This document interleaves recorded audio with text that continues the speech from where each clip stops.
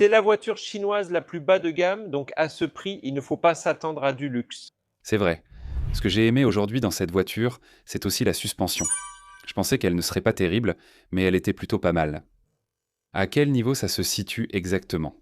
Avec les pneus de 16 pouces au profil 60, c'est un peu moelleux, mais ce n'est pas trop dur non plus.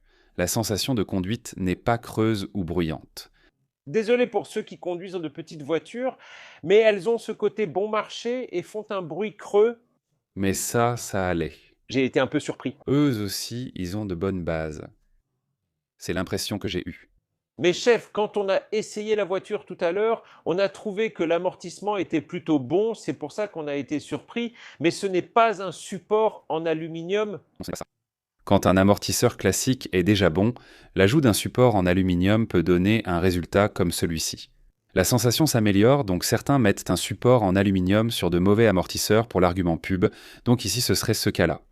C'est simplement une question de bien maîtriser les bases. Oui, qu'il s'agisse d'une partie visible à l'œil nu ou d'un élément ajouté à des fins publicitaires sur une jambe fine, il n'y a pas vraiment de différence. Et comme cela vient clairement d'Europe, le réglage des amortisseurs était aussi correct. C'est un aspect qui a été validé en Europe. Oui, donc je pense que ces aspects-là sont plutôt corrects.